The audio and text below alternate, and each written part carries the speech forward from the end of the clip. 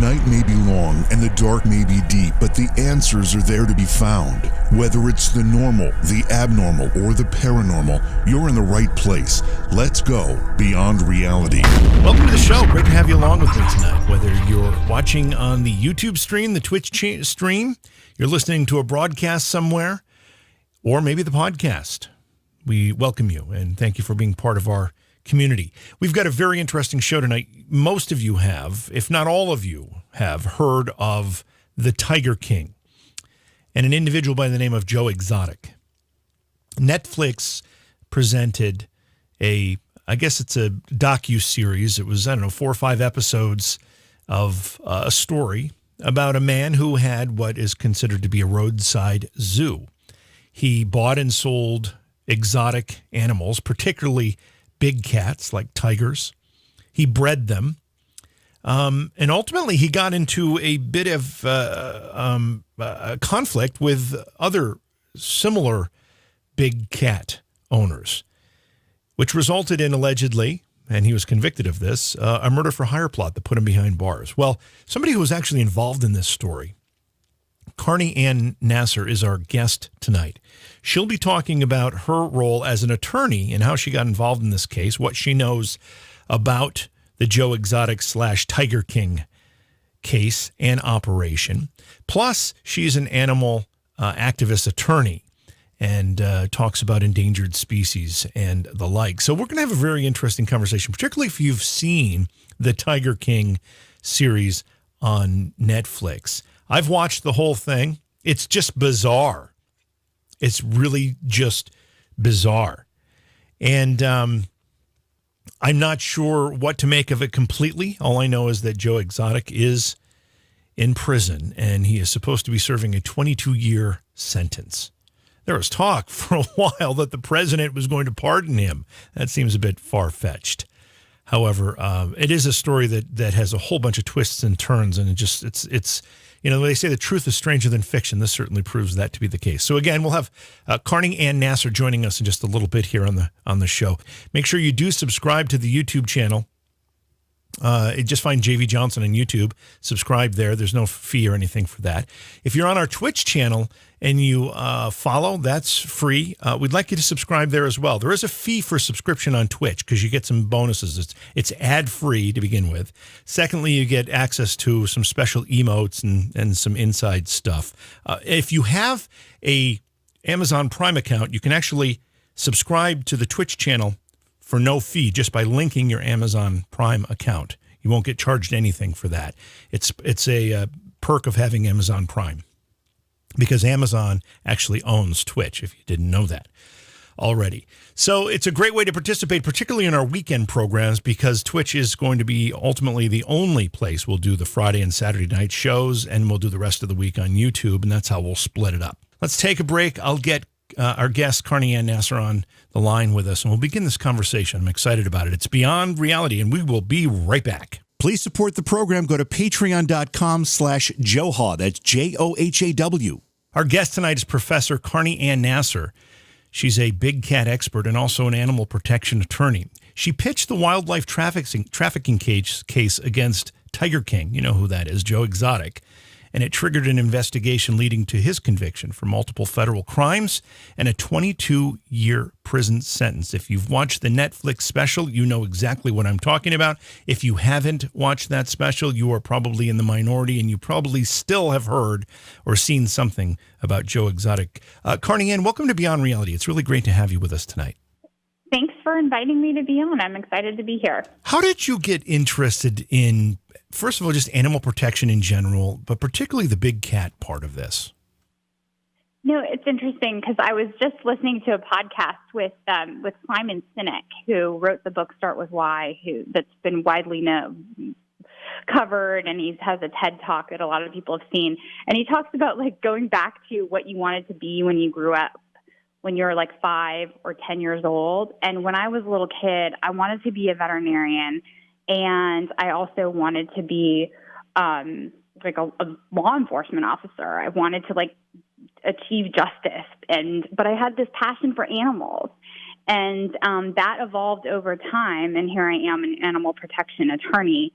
And I'd always had an affinity for big cats, but it really is more fortuitous that I ended up practicing law and advocating for creative legal strategies to help advance the legal interests of big cats who are exploited for entertainment and used in the wildlife trafficking trade. So, it's just some of it serendipity. Some of it, I think, really started when I was a very, very young child. But, I was fortunate to get one of the few jobs in animal protection working for an NGO. And my first job in animal law was really directed at shutting down Ringling Brothers Circus, or at least getting them to stop using exotic animals like big cats and elephants. And that was a decade ago, and here we are now.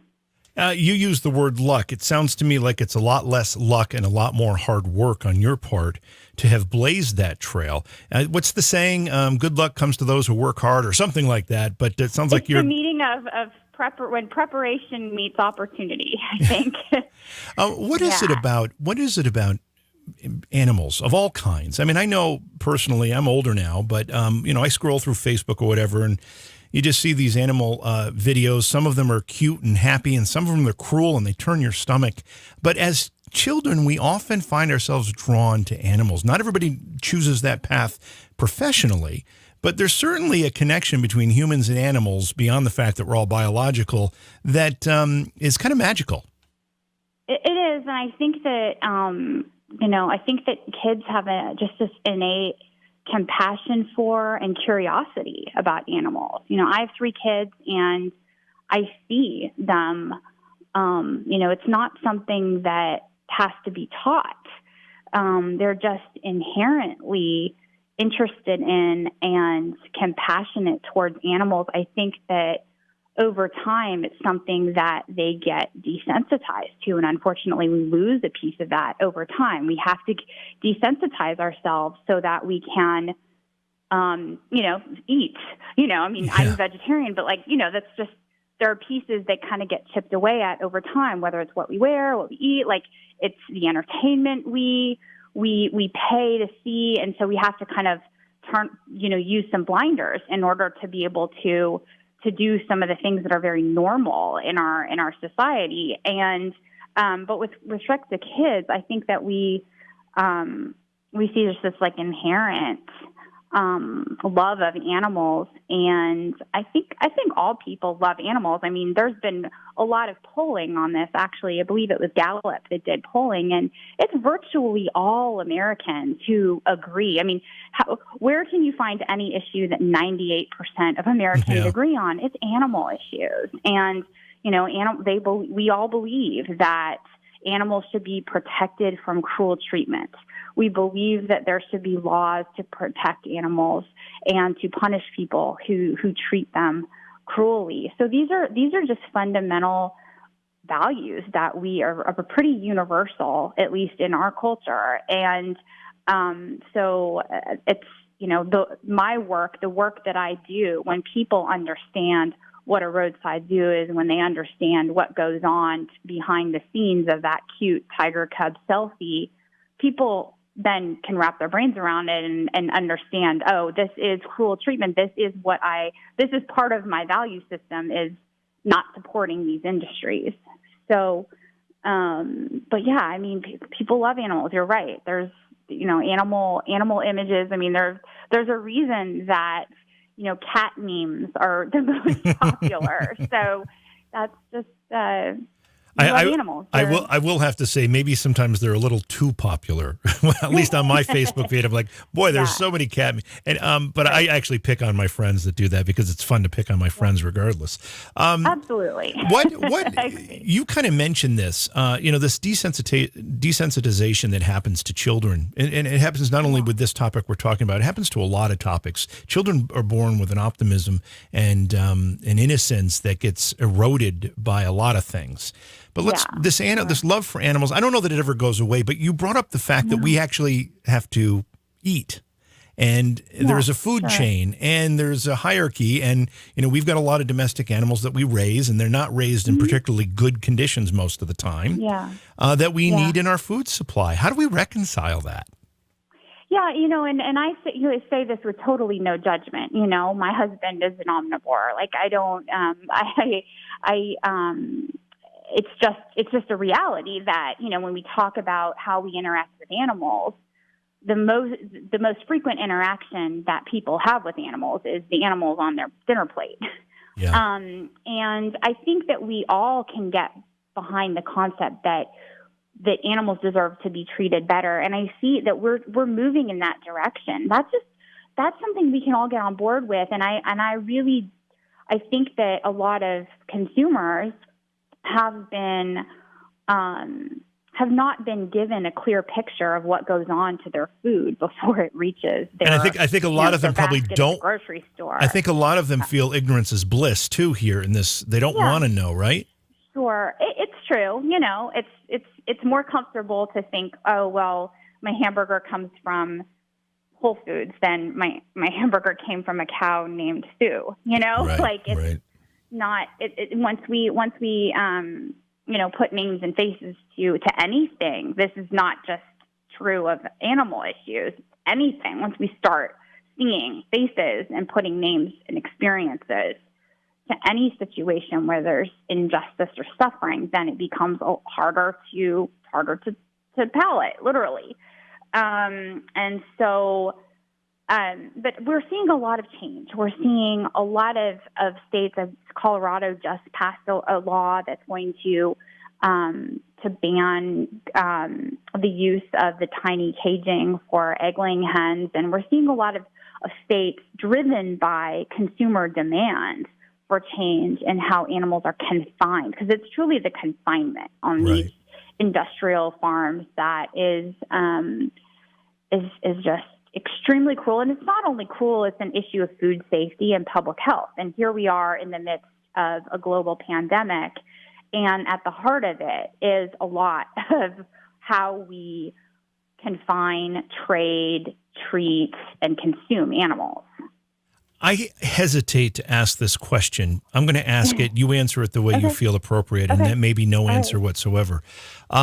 But you mentioned the pandemic. When we were originally told about this virus coming from China, we were told it was being transmitted in what was called a wet market, I believe, where very strange, at least strange to us, animals were bought and sold mostly for food.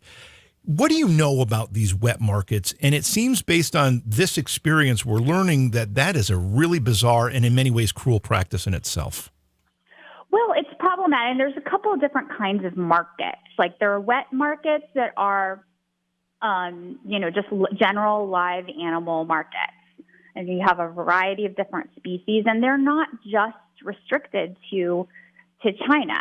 China's sort of borne the brunt of a lot of the focus lately, but they exist in Africa. We have wet markets here in the United States where you can buy live animals for consumption. They're truly all over the globe. They're also wildlife markets, and this is something that we've seen really an uptick of in places like China, where wild animals, exotic animals, even bringing it back to tigers, are sold, where their parts are sold, sometimes legally, sometimes illegally. But this is, the whole issue of wildlife trafficking and trade and wet markets and pandemics is all interlinked. So the issues that we discuss related to the humane treatment of animals or to, the conservation of a species at large, and their presence in wildlife trafficking and trade, it's beyond just issues surrounding their treatment and interest in keeping them alive on the planet in their native state. It also relates to, our own health issues as well. So it's a really complex, but it is, it's interesting that the first non-human animals here in the United States to have confirmed cases of COVID happened to be tigers in captivity up at the Bronx Zoo. And that sort of brought everything full circle for me during quarantine because, you had Tiger King come out, and then this suddenly, people are captured by their sudden exposure to the bizarre subculture of dangerous animal owners in the United States. And then you have COVID-19, and then you have COVID-19 in tigers. But yeah, this is something that I know there's a lot of research now being done about how to end wet markets, how to put an end to the wildlife market, the live wildlife markets that are frequently the epicenters of a lot of the diseases that then jump from animal species to humans. One of the things we've been hearing a lot about recently is genetic engineering on animals. What do you think of that? What is the position of people who, I guess, I don't know what to call it, but animal rights activists, I guess is the only thing I can think of. I know you represent a lot of these ideas. What is the opinion of this approach to altering the genetics of animals for food, for beasts of burden, whatever it happens to be? Yeah, well, one of the big problems from a welfare perspective is that those animals are not protected under any federal or state laws. Animals who are raised for food, animals who are being used for research to, whether it's genetic research or to try to pursue a better fiber or food, whatever it might be, are not subject to the protections of the Federal Animal Welfare Act, which means that during their lifetime, there's nothing to protect them from any type of cruel treatment, including the inherently cruel industry standards. It's sadly the way that farming is done is no longer farming. Yeah. It's really intensive confinement, denial of everything that's natural and important to an animal to the point that they suffer psychologically, physically, medically, very, very much during their short lifespans. But the basic premise in the animal welfare world is to improve the treatment of animals, regardless of whether they're used for companion animals like our dogs and cats, or whether they are being used for entertainment, for food supply, for fiber. That's a welfare, improving the treatment. In the animal rights community, it's an abolitionist community. The fundamental values there are that animals are not ours to use for entertainment, for food, for clothing, for experiments, or for any sort of exploitative purpose. And so that's sort of the spectrum of, how we see a lot of animal rights groups pursue welfare legislation, knowing that there's going to be a long time before we turn away from the use of animals, say, for clothing. It's just, evolving. But, I think that a lot of people would be surprised to know that that animals raised on factory farms are excluded from all protections of the Federal Animal Welfare Act, and 98% of the animals used for food in the United States are excluded from the protections of the Humane Methods of Slaughter Act. So that means that 98% of the animals, which are birds, who are killed for food in the United States, actually could be killed in any manner without violating the Humane Methods of Slaughter Act, because they're expressly exempt from any legal protection whatsoever. Are there any good players in this? I mean, are there any companies that you can point to that take an ethical approach to this? So my career is pretty niche, focused on exotic animals and endangered species and the wildlife trafficking trade and exotic pet trade and that sort of thing. So, I'm sure that there's a range of companies that do better than others. You know, I know there are brands like Ben and Jerry's, for example, which is now, of course, owned by a large conglomerate, Unilever. But, you know, as a brand, Ben and Jerry's has always been very socially conscious. And there are, you know, so there are some brands that are just doing more generally than others.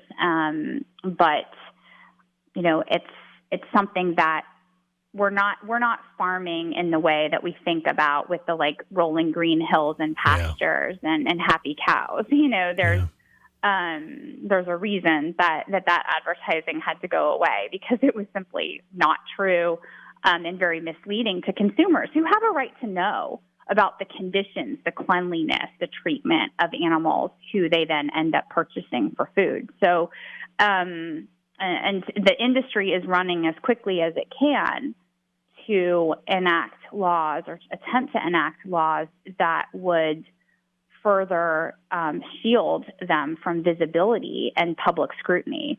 So we see laws like these ag-gag laws that thankfully many federal courts are overturning for violating First Amendment. But an ag-gag law is a law that prohibits anyone from, you know, videotaping or photographing anything that happens on a factory farm. And, you know, and this is how we find out about what's happening, is usually it's undercover investigators going in, because most of the factory farms don't want people to know what's happening. They don't want people to know what it looks like on the inside, because it would shock the conscience of most people.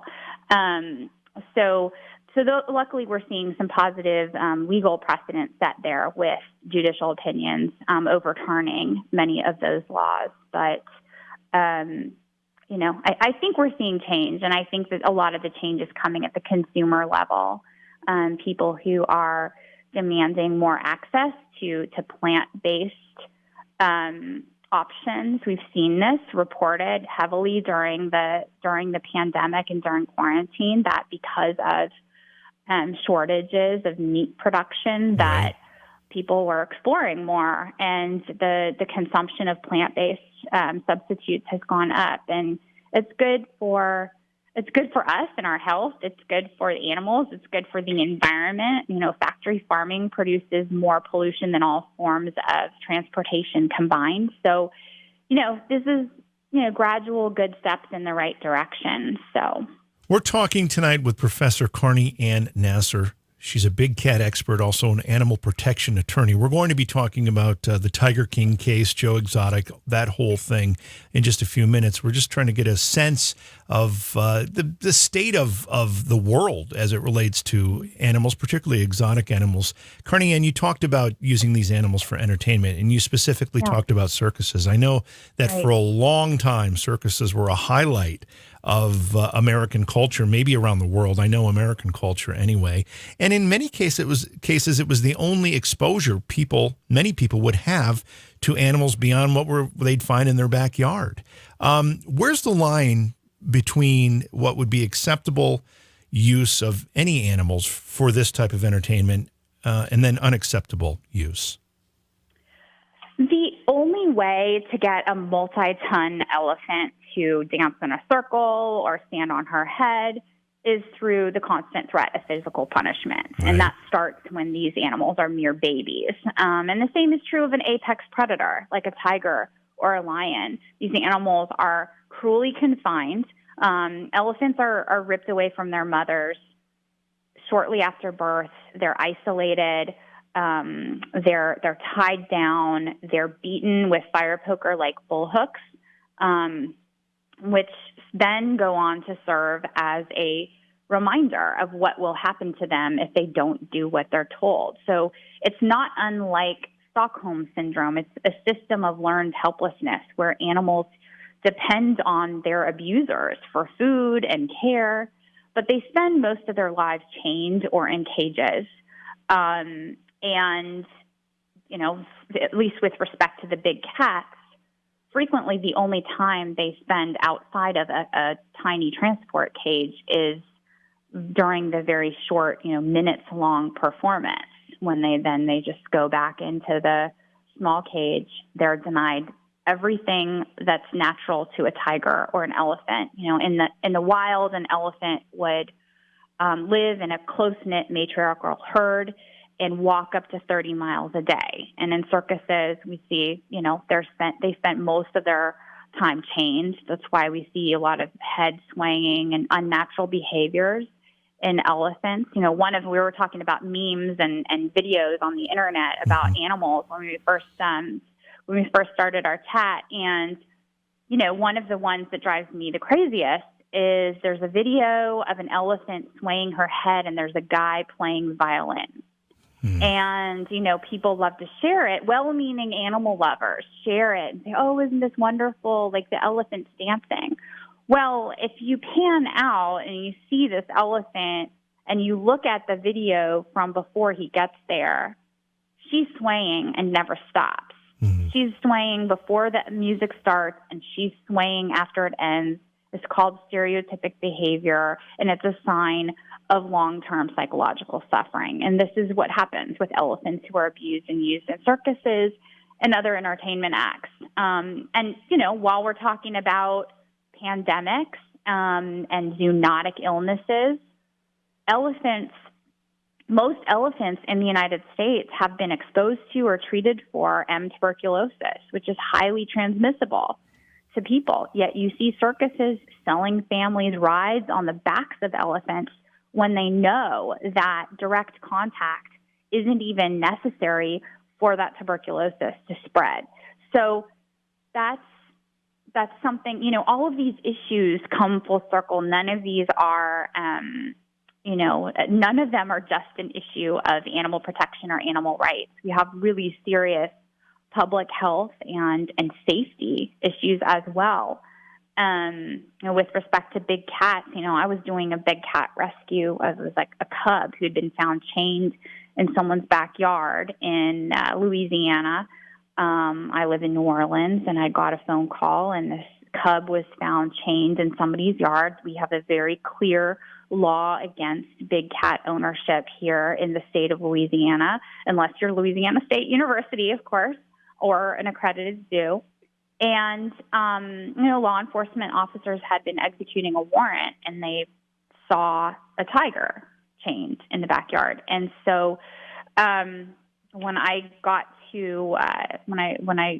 the call, and then, cat ended up being rehabbed at Audubon Zoo in New Orleans before being transported to a reputable, wonderful, accredited sanctuary outside of San Diego. I was trying to talk with everyone about the circumstances and find out more about what had happened. And even without any direct contact with that cat, I still got ringworm all over my face. Oh. So that's very common with the cub petting and handling. Like, these animals are transmitters of a lot of different zoonotic diseases. So it's much more complex than just the issues of animal abuse that are inherent. But you can't tame a tiger. You can't take the wild out of a lion. You can beat them into a certain level of submission, but they're always going to be ticking time bombs, particularly since they've been subjected to such abuse and denial of their natural behaviors. So is the line then based on performance? If you have these animals and you're forcing them to perform some unnatural act versus an accredited zoo that puts these same animals on display for people to watch, enjoy, understand, learn about, is that the dividing line here? Well, there are still some zoos in the United States that use bullhooks and circus-style handling of elephants.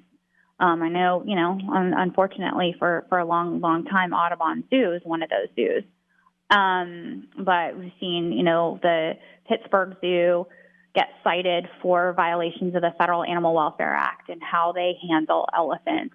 And so, it's great that there are accredited zoos that are doing better. I know, particularly the Detroit Zoo made the decision to completely close their elephant exhibit, recognizing that it's fundamentally impossible for a zoo to provide for an elephant's complex needs and optimal welfare just on the tiny postage stamp of space that most zoos have. There's no zoo in the United States that has enough space for an elephant, but many of them want them because they're crowd pleasers. So, the Detroit Zoo sent their elephants to the Performing Animal Welfare Society sanctuary. It's one of two sanctuaries that has elephants, two true sanctuaries for elephants in the United States, where they live on dozens and dozens of acres. So, the issue isn't just with how animals are trained to do tricks, how they're abused in order to learn to do completely unnatural behaviors. It's also with the denial of things that are really important to particular species. Elephants, unfortunately, in the zoo system are traded around like baseball cards. In the wild, females stay with their mothers and their sisters and their aunts for life in these matriarchal herds. So when you take elephants away from their family members, when you move animals around just for breeding purposes without regard to who they're bonded with, there are other welfare issues there too. And so, I have many friends within the zoological community, and I have a lot of respect for what they are doing and what they're trying to do. But there's a spectrum of zoos, just like there's a spectrum of any sort of captive situation for animals. But, the fundamental important thing, which I see really right now only reflected at the accredited wildlife sanctuaries, the Global Federation of Animal Sanctuaries, Dfas accredited sanctuaries, is that the animals are not being used for commercial purposes. They're not being forced to perform. They're not being ever used for any sort of direct contact or entertainment opportunity. They're never taken off site unless it's for veterinary purposes. People aren't allowed to just have unfettered access to the facility, buy a ticket, and wander around. It's a very controlled environment where the animals really do have a refuge and a vast species-specific habitat that can provide for their fundamental species needs. So these are just some of the fundamental sort of cornerstones of what's necessary. And a lot of facilities in the United States, most, in fact, what we would, call zoos, are unaccredited menageries that are run by people who don't have any background in zoological sciences, who don't know anything about the animals. They're basically collectors or hoarders who have decided they want to open their doors and charge a fee. Yeah. And they don't provide for they don't even know what the animal's complex needs are. So, there's a range of captive situations in the United States. I just a quick answer to this one, and I hate to put you on the spot about this, but Disney's what is it? The Magic King, not the Magic Kingdom. Disney World. Disney World has a park called Animal Kingdom, and I've been there with my kids several times. They seem to take a lot of pride in how well and how naturally they treat their animals. Do they do it right? Do you know? For me, I'm an animal rights activist, and I'm not on board with the use of animals for any type of entertainment. I think that, we aren't educating our kids when we display animals in environments that don't enable them to exhibit their natural behaviors or act naturally. Yeah. So it's, from my perspective as a mom, as an educator, and as somebody who loves animals, it's not educational, it's not ethical to use animals for entertainment, and they belong in their natural habitats, And I hear a lot of people respond with the quip that, well, in the wild there's poaching and there's, a lot of bad things can happen in the wild. But, the possibility of something bad happening in the wild doesn't justify the guaranteed psychological suffering that complex animals like elephants and great apes and big cats suffer in many, if not most, of the captive situations in the U.S. All right, let's talk big cats. First of all, give us a sense of what's going on in the natural world with these big cats. They're endangered. How endangered? Oh, they're highly endangered. I mean, tigers have been on the endangered species list since the early 1970s when the Endangered Species Act was first enacted in the United States. So, tigers have been dwindling in their wild populations. Over the last century, we've seen the wild population of tigers dwindle from 100,000 down to around 3,900. Mm-hmm. And so that's a dramatic decline.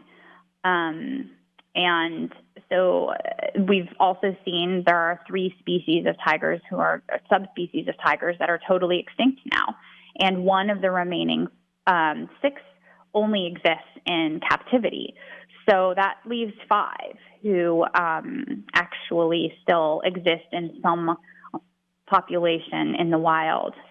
So they're in critical condition in terms of their wild population numbers. While that number is very scary, what is it in terms of a trend? Is it still declining? Has it leveled off? Are we seeing a bounce back? Is there any hope there?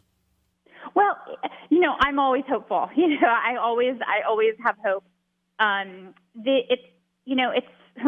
hate to give such a lawyer answer, but it depends. So there are populations, because we're talking about 5 different subspecies, and they live in different ranges. So we have, Amur tigers in Russia and parts of China, and we have the Malayan tigers, Malaysia, and different subspecies and different populations, Bengal tigers in India and Nepal. These animals, you'll see upticks in certain populations when there's really, when there's a super meaningful focused effort on wild conservation and support for the local populations. I think a lot of people would be surprised that a lot of wildlife conservation is actually humanitarian. It's supporting local communities and helping them find ways to protect their livestock so that they're, when these big cats come looking for food, that they aren't, attacking the livestock and then, endangering the livelihood or survival of villagers who then take it out on the big cats because they want to eliminate the threat to their own livestock. So, so much of conservation work is humanitarian at its core. And I do have hope. I think that if anything that we've learned, particularly right now, we're having to come face to face with a lot of areas where we can do better. A lot of social issues, a lot of environmental issues, and, this is but one of them. And so I think we're seeing a lot more awareness raised across the board with issues that deserve our attention. Is there any value or truth to the argument that by breeding these animals in captivity, we can help avoid extinction? There's no truth in terms of the breeding that we're doing here in the United States right now. In fact, if you ask any of the accredited zoos, who are the only ones breeding purebred subspecies, and I'll explain more about what I mean by that in a second, but they'll tell you, the first ones to say, we're not breeding to do reintroduction into the wild. It's cost prohibitive to do that. It is very, very unlikely that it could be successful. So that's already acknowledged. That's a given. But what is happening on the roadside zoo side, and what people are getting duped into believing by a lot of these roadside zoos, is that there's any conservation to the tigers they're breeding at all. And there isn't, because roadside zoos and circuses breed generic tigers. Generic tigers are not a purebred subspecies. They're crossbred. And they have, as acknowledged by the Association of Zoos and Aquariums and as acknowledged by the U.S. Fish and Wildlife Service and all conservationists and big cat experts, they have no conservation value whatsoever. There are no wild populations of generic tigers. So even if they were being bred for reintroduction, there's nowhere to reintroduce them to because there's no population. They represent no population of tigers. So, this is something that if for people who saw Tiger King, Tim Stark, who had been running Wildlife in Need Roadside Zoo, whose license to exhibit animals was just permanently revoked by the U.S. Department of Agriculture for chronic mistreatment of big cats and other animals. He said in Tiger King, well, if their numbers are dwindling, then just breed more in captivity. And, it's very misleading to viewers because it sounds good and very simple, but it's not, because what these roadside zoos and circuses have been doing is purposefully breeding cats with no conservation value in order to circumvent a loophole in the Federal Endangered Species Act that existed between 1998 and 2016, whereby the U.S. Fish and Wildlife Service took a step back from monitoring the trade in generic tigers. And that step back really enabled disreputable breeders it enabled them to proliferate generic tigers in great numbers. So all of the tigers you see in roadside zoos, all the tigers you see in circuses, all the tigers you see in magic acts are presumptively generic and lack any conservation value. Tonight we're talking with Carney Ann Nasser. Carney Ann is a professor, also a big cat expert and an animal protection attorney.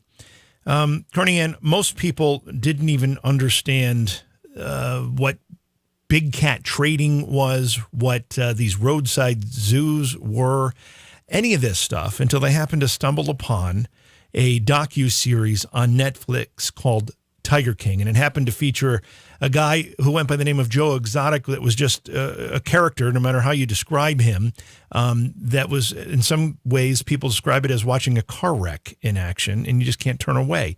Tell us what was the premise of Tiger King. What were they trying to do there? Well, here's the thing. Tiger King, I have a big problem with what they were trying to do there because the makers of what I call it a reality show, and the makers of Tiger King had represented that they were going to make Blackfish for big cats. And for people who aren't familiar with Blackfish was a really, really well done, award-winning documentary that traced the history of captive use of orcas and SeaWorld, and really opened a lot of people's eyes to the suffering of orcas and other cetaceans in captivity in these small tanks. And so that's a true documentary. But, and I've had a really amazing award-winning documentary filmmaker on my podcast to talk about his take on the ethics of the making of Tiger King and his statement, his perception of Tiger King, that it was, quote, deliberately misleading. And I agree with that. In what way? I hate to interrupt you because I want you to continue your thought, but in what way were we misled? What was the misleading part? Well, viewers were really misled. The way that a lot of the vignettes were positioned was to make Joe Exotic seem like he was somehow just, kind of a railroaded guy. Like a victim. Who had been really, who just, was maybe quirky, but not as bad as he'd been made out to seem. And, Joe Exotic's a monster. He has a long history of mistreating. Yeah, I think animals. in some ways people might walk away thinking that in some parts of what he was doing, he was a victim. Right, exactly. And that's super problematic. The other thing that was very misleading was that the reality show, had it been a documentary, there would have been a very, very clear understanding by viewers at the end of it of the difference between a roadside zoo and an accredited sanctuary.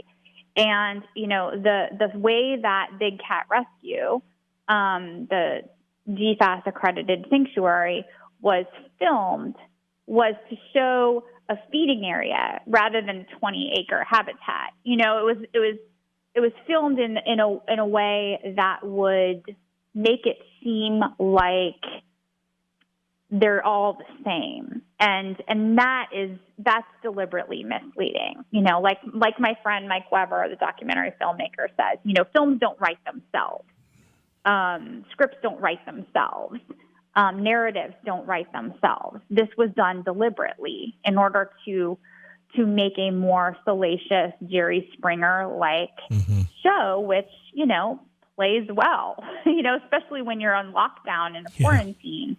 It is like a train wreck, like you said. But, there was no deep dive or any dive into the inherent cruelty of Joe's operation. And that's well documented. The problem, and one of my biggest frustrations, is that Joe may have been new to a lot of viewers who saw Tiger King and thought, were captivated by that. But, for those of us in the animal law world, we've been dealing with Joe and trying to shut him down for at least a decade. And so his misdeeds, his cruel treatment of animals, his trafficking in animals has been something that has been reported on in the news, well documented by the U.S. Fish and Wildlife Service and the U.S. Department of Agriculture for many, many years. So that was all left out. If you're a real documentary filmmaker, you do Freedom of Information Act requests. You get records. You obtain as much information. You interview experts. These filmmakers didn't want to interview any experts. They only interviewed one expert, and that was Brittany Peete, who's an excellent animal protection attorney at the PETA Foundation, but they only introduced her position after showing a bunch of really incendiary photos of PETA protests that she had nothing to do with. So it's the whole thing was contrived to pitch a narrative that would, play well to people who enjoy reality television. But it is not Blackfish for Tigers. It wasn't the educational, informative piece that had a call to action about what people can do to end the cruel treatment, the exploitation of big cats in the United States. So I don't think it was a missed opportunity. I think it was deliberately misleading. Those are just some of the ways that it misled. Now, I might not have this correct, but it seems to me, based on what I saw in that docuseries and what little bit I know outside of watching it, much of the footage and much of what they had was actually stuff that was initially intended to be used for a reality television show, wasn't it? I couldn't speak to specific clips, like what was I believe some of it was shot actually by Joe. Yeah, exactly. By him. Well, yeah. Right. And so, I think that the story was really told through Joe's lens. And as the judge said, I went to the sentencing hearing in January when the judge sentenced him to 22 years in federal prison. Joe is a master manipulator. That's a quote from the judge. Master manipulator. And so that's whose story people were given. It was the story through the lens of a master manipulator. And that's unfortunate. However, it did provide an opportunity to have discussions about the issue because people have been captivated by the topic. Because, even if you take Joe out of the equation, even if you take this, country music lip syncing, running for governor, running for president, guy out of the equation, then you still have a very, very compelling topic, which is, the use of tigers for entertainment, the wildlife trafficking that exists in the United States in order for people to purchase tigers as pets, keep them in their backyards. This is, it's a subject that people have, perked up an interest in hearing more about. So it has created an opportunity to pivot to conversations that actually are productive, factual, and have some hope of creating some real change. There are a lot of other people involved in the show, I'll call it for now. A lot of other names, a lot of other people. One of them is Carole Baskin. Yes. Where does Carole Baskin fit on in your radar on the list of good or bad keepers of big cats? Well, just to put things in perspective, there are hundreds of facilities in the United States that house big cats. Only 15 of those facilities have been certified and accredited by the Global Federation of Animal Sanctuaries and given their highest level of accreditation. These are the facilities that provide vast species-specific habitats, that have state-of-the-art veterinary care, that are capable of providing for these animals financially, that have experts on staff to care for them, that never use them for entertainment, that are nonprofits and not profiting off of the animals. And Carole Baskin Sanctuary is one of those 15. So that's also comes back to another issue that I have with Tiger King, is because the filmmaker, and I love the way there was a journalist with Outside Magazine who said, Eric Goode, who made Tiger King, is a hotel developer and nightclub owner. And the quote is, he brought all of the intellect and ethics to the making of Tiger King that you would expect from a nightclub owner. It's not a documentary, and he purposefully did not delve into the difference between Big Cat Rescue and Joe Exotic's facility, because it would have interrupted his false narrative that it was like a Hatfield versus McCoy kind of personal drama, and the tigers were totally lost in the mix. So, the sanctuaryfederation.org is the website for Dfas if people are looking for accredited big cat sanctuaries and want to know more about them, and the very, very rigorous standards that they have to meet that exceed those of our accredited AZA zoos. I've been to Big Cat Rescue multiple times. I know Carole and Howard Baskin, and they have, one of the most state-of-the-art veterinary facilities on site and surgical suites that I've ever seen, specifically for big cats. This is the way that they and their sanctuary were portrayed was completely outrageous to me. Well, I've got to ask you this question then as well, since you do know them personally. Much was made about the fact that Carole's first husband disappeared. Do you have any thoughts on that? One of my thoughts is that, there's a reason that no reputable news source latched on to that false narrative that was debunked decades ago. And they just didn't give that information to viewers of Tiger King. That was something that Eric was willing to go down a road that no reputable news source would touch. And so, and at the end of the day, regardless of what has happened in any of these individuals' personal lives, if anybody's making Blackfish for tigers, if anybody's making a documentary that's really going to expose America's tiger crisis with accuracy, and give people a clear idea of what's going on with wildlife trafficking right here in continental United States, then there would be no questions at the end of it about, what happened to somebody's ex-husband. Right. You know what I'm saying? So, sure, yeah.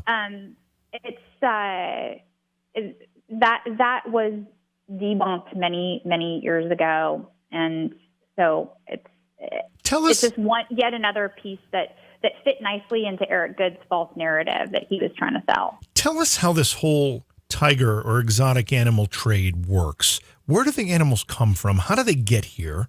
And how do people end up owning them? So all big cats in the United States are captive bred. All the tigers in the United States are captive bred. Even the accredited zoos are not importing tigers. They're not, you can't capture a tiger from the wild. So all these cats are bred in captivity. Only the only purebred cats are the 250 or so who are in Association of Zoos and Aquariums managed breeding programs, and those animals never leave that program. They stay in that program. So, the AZA zoos, they're not selling tigers for pets.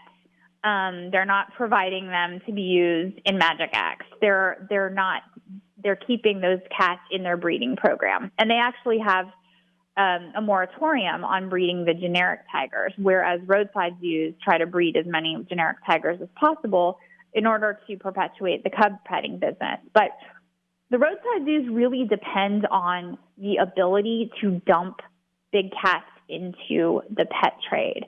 And that's because it's only legal for a roadside zoo to offer a big cat for public contact between approximately 8 and 12 weeks of age, which means that these cats have a very, very limited sort of span where they can be profitable to a roadside zoo. And these cub encounters are very lucrative. Yeah. They range from, $50 to in the thousands per session. And the records that I've seen have shown that facilities offer these young cubs who should be in a dark area with their mothers, away from human contact, up to 60 public handling sessions a day. So that math is, it's clear how lucrative that is. And once that cat ages out and becomes too old, too unmanageable, too dangerous, too expensive, then, these facilities need a constant supply of cats, but they also need a place to dump the ones that are going to be just a financial and safety liability. It costs $10,000 a year just to feed a tiger. So that's where the pet trade comes in. And there used to be a publication called the Animal Finder's Guide. It was like a monthly classified subscription magazine for the exotic pet trade. And, I know all the animal protection nonprofits all subscribed to it too, because they wanted to monitor what was going on with the purchase and sale of exotic animals. And you open up the Animal Finder's Guide and see, every month without fail, tigers available for free or for a couple $100 once they're past that 12-week age point where they can no longer be used for photo ops. I think a lot of people would be surprised that they may have paid more for their dog than it would cost to buy a tiger. I mean, I know I adopted my dog from a shelter, and I made a $250 tax-deductible donation to the animal shelter where I adopted him. That's still more than a lot of people would necessarily have to spend to get a tiger off the Animal Finder's Guide. So you see tigers, bears, monkeys, you name it, exotic animals galore, want ads, for sale ads, exotic animal auction notifications of upcoming exotic animal auctions where a variety of different species would be sold. So it's just something that has been the dumping ground for the roadside zoos so that they can just constantly be breeding, constantly have a supply of cubs to use for cub handling, and then have a place to dump these cats when they're done with them. Or in Joe Exotic's case, also, one of his other methodologies of dealing with a surplus was to just shoot them in the head. Oh, That's part of what he was convicted for. Those were the criminal violations of the Federal Endangered Species Act that accounted for part of that 22-year prison sentence. But so this is all interlinked. And, you're not supposed to be able to buy a tiger. There's the Federal Endangered Species Act prohibits the use of tigers for commercial purposes. It prohibits the purchase and sale across state lines unless you have a permit from the federal government and you can meet a demonstration that the reason that you're seeking the permit has some nexus to conservation of big cats in the wild. And obviously, no private owner can meet that standard. I mean, the Endangered Species Act exists to prevent and prohibit and squash that kind of illicit activity with imperiled species. But it happens. It's happening because it's so easy for these people to move these animals. And the problem also is they know that the likelihood of getting caught is very, very slim, but the financial gain and the potential financial gain from trafficking in these animals is extremely high. So we have a, high reward, low risk situation that's created a perfect storm for trafficking of big cats and other exotic animals in the United States. To be fair, they're their own worst enemy because those tiger cubs are so darn cute. They are very cute. They are very cute. I'm really happy that the cat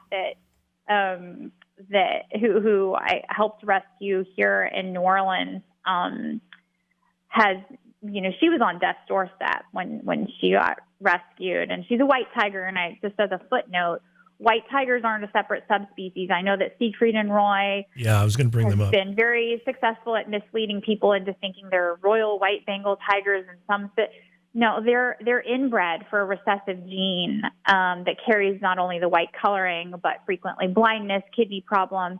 It's inherently inhumane to try to breed to create a white tiger, and yet many roadside zoos breed them in great numbers, as Doc Antle, who was depicted in Tiger King, has acknowledged. Like, white tigers are crowd pleasers.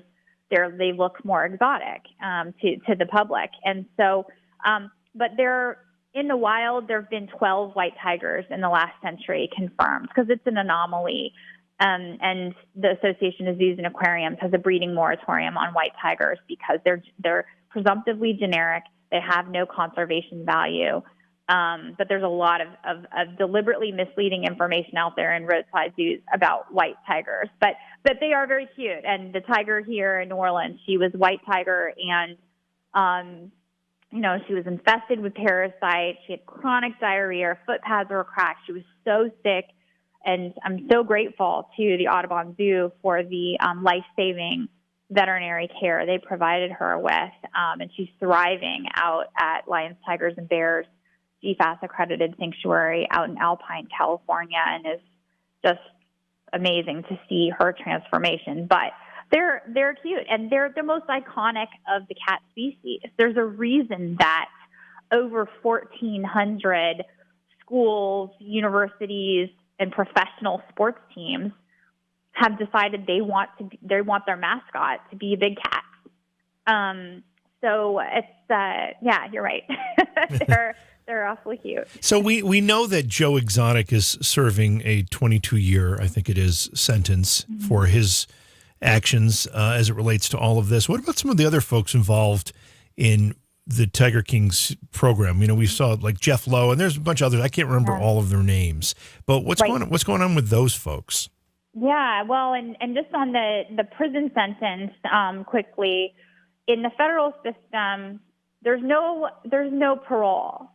So Joe will have to serve at least 85% of that sentence. So he's looking at least 19 years in prison. So I know that, there are a lot of animal lovers who are like, oh, he's just going to, he'll probably get out in like half that time. Well, no, that may potentially could have been true if this was a state crime, but these were multiple federal crimes in the federal system, and there's no parole. So 85%, so 19 years. But His cohort, Jeff Lowe, is now under serious scrutiny and investigation by the U.S. Department of Agriculture and a number of other agencies because of the condition of the animals at GW Exotic, which is now his park. Just horrible pictures. You can find some of them online if you're interested in seeing what's going on there, but just open wounds and fly infestations of these big cats' ears. These animals don't look well, even to an untrained eye. It's clear that something's amiss here. And so he's under scrutiny right now. I mentioned earlier that Tim Stark, who operates Wildlife in Need Roadside Zoo, which is like a cub petting place. Carney Ann, can you remind me who Tim Stark was in this? I don't remember who this was. Tim Stark went into business with Jeff Lowe. Towards the end, they were collaborating. Yeah. They were building He's a zoo. The one who said, just breed more tigers, just breed more. He was also very, there were sort of like, I feel like 4 main other roadside zoo owners depicted, and it was Jeff Lowe and Tim Stark who, they teamed up after Jeff and Joe Exotic fell out. And then there was Mario Tabro, who, is the guy who talked about his prison sentence related to the drug trafficking and related to homicide. Actually, he had served a prison sentence for homicide. And he was one of the other people. And then there was Doc Antle, he's the one who had like the very, very specific control over the women. Yeah, he had like multiple wives or something. Didn't he have multiple? Yeah. Mm-hmm. So I know it's like a game of Clue here, like all these different characters and keeping them straight. But yeah, so Tim Stark is up in Indiana, and he has a Federal Endangered Species Act case pending against him. Jeff Lowe has also been swept up into that. Some of the situations that are, described in this particular litigation involve the cruel declawing of cubs with such rudimentary, barbaric techniques as like using hammers and pliers, and then refusing to give the cubs veterinary treatment, and to the point that they died.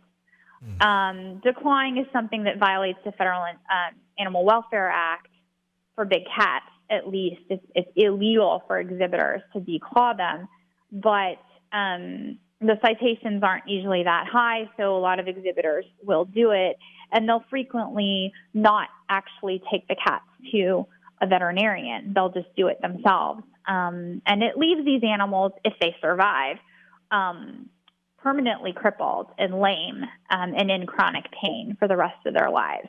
So it's an extremely cruel procedure. It's a partial amputation.